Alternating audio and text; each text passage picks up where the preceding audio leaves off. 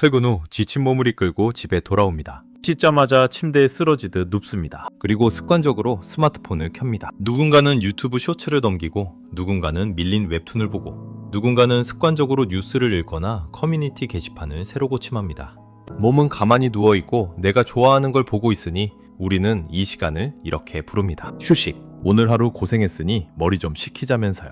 그런데 정말 솔직해져 볼까요? 그렇게 이 시간 동안 폰을 붙잡고 있다가 일어날 때 정말로 피로가 풀리고 머리가 맑아지셨습니까? 아니면 눈은 뻑뻑하고 뒷목은 뻐근하고 머리는 더 멍해지지 않으셨나요? 단언컨대 그건 기분 탓이 아닙니다. 당신은 쉰 게 아니기 때문입니다. 뇌과학적 관점에서 보면 당신은 직장에서 일할 때보다 훨씬 더 많은 데이터를 뇌에 쑤셔넣고 있었습니다. 쇼츠든 뉴스든 주식 차트든 상관없습니다. 외부의 정보를 끊임없이 받아들이고 해석하는 과정에서 당신의 뇌는 단 1초도 쉬지 못하고 툴가동 상태였기 때문입니다. 우리는 흔히 아무것도 안 하고 폰만 봤다고 말하지만 뇌 입장에서는 그게 가장 고된 정보 처리 노동이었습니다. 우리는 왜 쉬면 쉴수록 더 피곤해지는 걸까요? 오늘은 우리가 휴식이라고 철석같이 믿고 있는 그 행동이 왜 실제로는 우리를 망가뜨리는 가짜 휴식인지 뇌과학적인 관점에서 분석해 보겠습니다. 도대체 왜 스마트폰을 보고 있으면 뇌가 지치는 걸까요? 우리는 그저 손가락만 움직였을 뿐인데 말이죠. 범인은 바로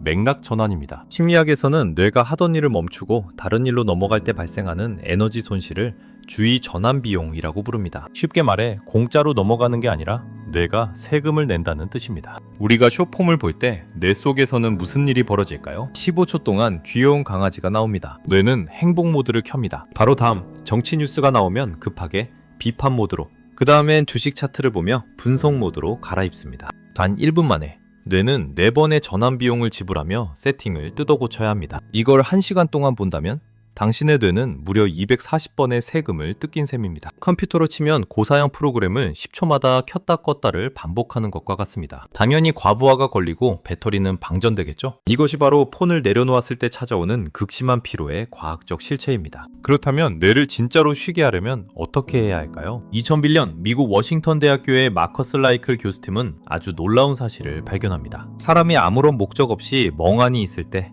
즉 외부 정보를 차단했을 때만 켜지는 뇌의 특수 회로가 있다는 사실입니다. 그들은 이것을 디폴트 모드 네트워크 DMN이라고 명명했습니다. 우리는 흔히 멍 때리는 시간을 죽은 시간이나 뇌가 정지한 시간이라고 생각합니다. 하지만 MRI 촬영 결과는 정반대였습니다. 우리가 아무것도 안 할 때 뇌의 특정 부위들은 평소보다 더 활발하게 에너지를 쓰며 반짝거리고 있었던 겁니다. 도대체 뇌는 쉴 때 몰래 뭘 하고 있는 걸까요? 비유하자면 대청소와 조각 모음을 합니다. 낮 동안 쇼츠와 업무로 쑤셔넣었던 수만 가지 잡다한 정보들, DMN이 켜지면 뇌는 비로소 이 쓰레기 더미를 뒤집니다. 불필요한 정보는 삭제하고 중요한 기억은 장기 기억 장치로 옮겨 심습니다. 그리고 전혀 상관없어 보이던 엉뚱한 정보들을 연결해 창의적인 아이디어를 만들어냅니다. 우리가 샤워를 하거나 산책을 할 때 갑자기 아 맞다 하고 기가 막힌 해결책이 떠오른 경험 다들 있으시죠? 그게 바로 DMN이 작동했다는 증거입니다. 정보의 입력을 멈췄기에 뇌가 비로소 정보를 정리하고 연결할 시간을 얻은 겁니다. 여기서 재미있는 뇌과학 원리를 하나 더 알려드리겠습니다. 우리 뇌에는 DMN과 정반대 역할을 하는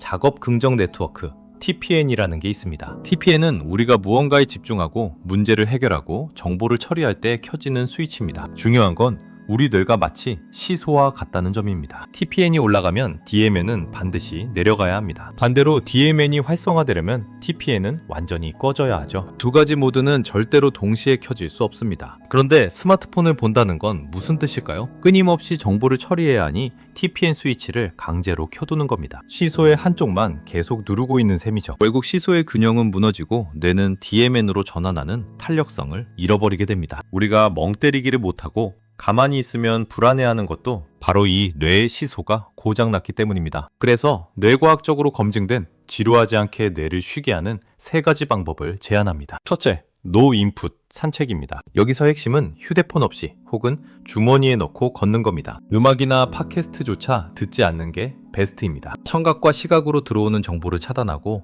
발바닥에 닿는 감각이나 스쳐가는 풍경에만 집중해보세요. 단조로운 리듬 운동은 뇌파를 안정시키고 DMN을 켜는 가장 강력한 스위치입니다. 많은 철학자와 위인들이 산책광이었던 건 우연이 아닙니다. 덜째, 단순 반복 노동을 즐기세요. 설거지, 빨래 개기, 샤워하기. 우리는 이 시간들을 지루해하며 유튜브를 틀어놓곤 합니다. 하지만 이 순간이야말로 뇌에게는 축복 같은 휴식 시간입니다. 몸은 기계적으로 움직이되 머리는 비워두는 상태. 오히려 이 시간짜리 영화를 보며 스토리를 따라가는 것보다 20분 동안 멍하니 설거지를 하는 것이 뇌의 피로 회복에는 훨씬 더 효과적입니다. 셋째, 의도적인 멍 때리기입니다. 요즘 유행하는 불멍이나 물멍이 인기가 많은 이유가 있습니다. 불꽃이나 물결은 시각적인 자극은 있지만 뇌가 해석하거나 처리할 필요가 없는 무해한 정보이기 때문입니다. 뇌는 무언가를 보고 있지만 판단할 필요가 없기에 자연스럽게 휴식 모드로 전환됩니다. 꼭 캠핑을 안 가도 됩니다.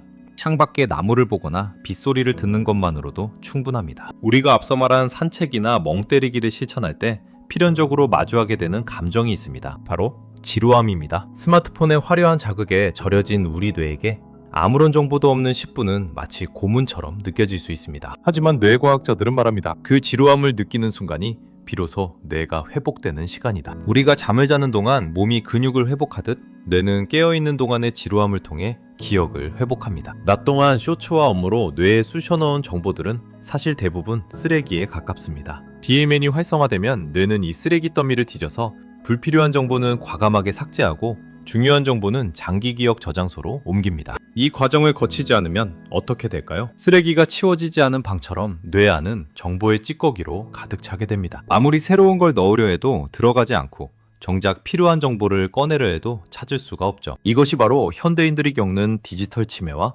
팝콘 브레인 현상의 원인입니다. 방금 들은 얘기도 깜빡하고 긴 글은 3줄 이상 읽지 못하며 감정 조절이 안 되어 쉽게 짜증을 내는 상태. 이건 당신의 머리가 나빠져서가 아닙니다. 단지 뇌가 쓰레기를 치울 시간, 즉 지루할 틈을 주지 않았기 때문에 발생한 용량 초과 상태일 뿐입니다. BMN이 이렇게 중요하다는 걸 알면서도 우리는 왜 폰을 놓지 못할까요? 단순히 쇼츠가 재밌어서일까요? 아닙니다.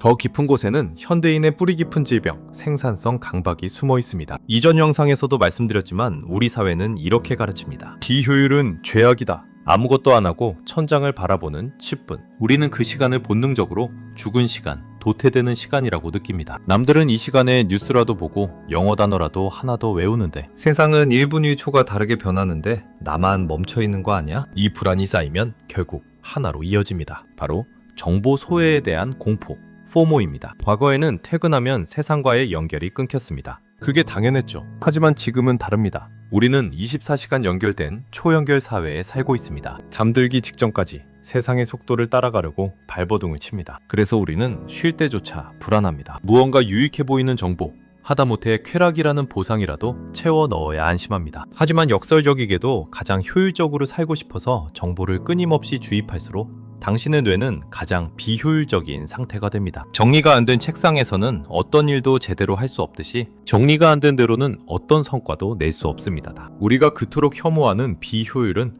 사실 휴식 없는 효율 추구가 만들어낸 결과물인 셈입니다. 그렇다면 이제 질문을 바꿔야 합니다. 우리는 과연 제대로 쉬고 있었을까요? 휴식은 넷플릭스를 보며 낄낄거리는 것이 아닙니다. 휴식은 쇼츠를 보며 도파민을 충전하는 것도 아닙니다. 진짜 휴식은 지루함을 견디는 것입니다. 오늘 밤은 스마트폰 충전기만 꽂지 말고 당신의 뇌도 충전기에 꽂아주세요. 방법은 거창하지 않습니다. 퇴근길 지하철에서 이어폰을 빼고 사람들을 구경하는 것. 자기 전 10분만이라도 폰을 끄고 멍하니 천장을 보는 것. 화장실에 갈 때 빈손으로 가는 것. 처음엔 불안하고 손이 떨리고 미칠 듯이 지루할 겁니다. 하지만 그 지루함이 느껴진다면 기뻐하십시오. 지금 당신의 뇌가 열심히 대청소를 시작했다는 아주 건강한 신호니까요. 당신의 뇌에게도 심심할 권리를 주십시오. 그것이 정보 과부하의 시대에 당신 자신을 지키는 유일하고도 가장 확실한 생존법입니다.